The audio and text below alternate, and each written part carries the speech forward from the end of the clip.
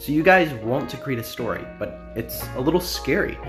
Where do you start? How do you get into creating a film? Well, the simple advice is to just try, to just do it.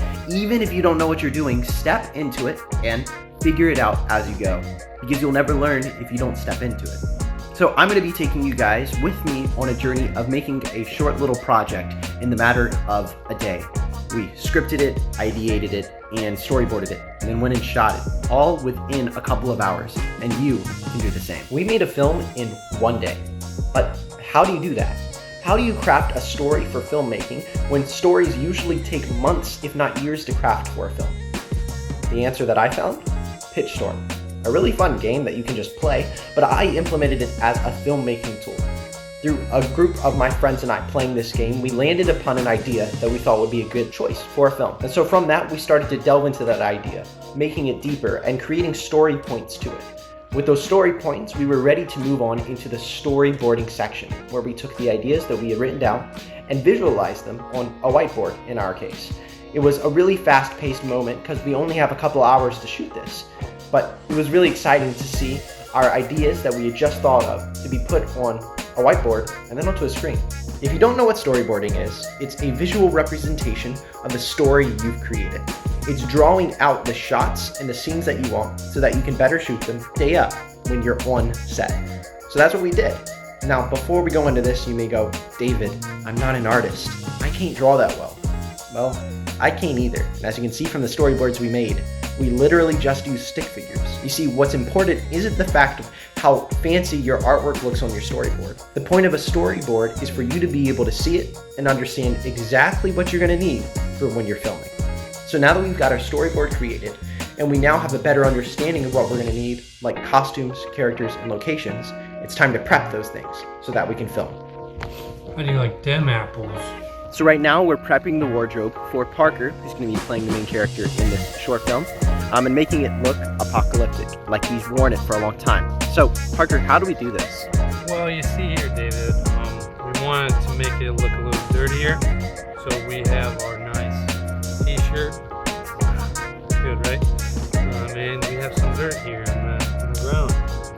Pretty simple. We just take it and rub it in. Give it a few pats and look at that. Nice and dirty. So now we're going to create the wound, the bullet hole for our character. And that's the fun part. So using a knife, we cut through the fabric, and then fire we use to singe the edges to simulate a bullet wound and the bullet passing through the fabric. So once you've put on the worn and the look as if it's lived in this world for a long time and it's not new and fresh, then it's ready to be put on the character and shot. Special effects makeup. It's nothing too crazy. We're literally using Crayola markers. You can find these literally at your local Walmart. Grab those up, and we're tracing his veins to give him the infected look. It's pretty simple to create this vein infection look. Just trace the veins of your actor with a marker, and then outline the tracing with black, creating a darker tone, and it looks like blood is flowing through it. We're gonna add in some scabs. I stock up on it during Halloween times. So we're gonna add this onto the central part there where he got infected. And the infected arm is done. So we've got the infected arm done, and the special effects there, as you can see on his arm. Now we've got to make the bullet hole that's gonna be in his other arm. We cut the hole into the shirt, and now we're gonna add the blood. Our gun wound was very basic. We smeared in blood, and then added on a scab to make it look like it was a deeper wound than it actually was.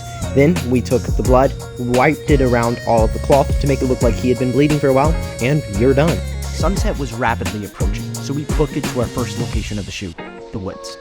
If it wasn't for my team, we wouldn't have been able to shoot all of this in such a short amount of time. My set hand Eli helped me in the shot right here to make sure I didn't run into anything during the chase sequence.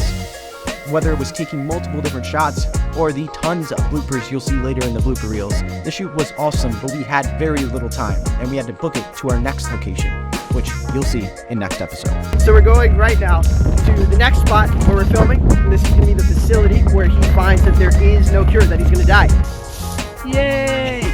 We have probably around 15 minutes to a golden hour. We're zooming as fast as we possibly can to get to the next location to shoot this. To the final location. I'm gonna die!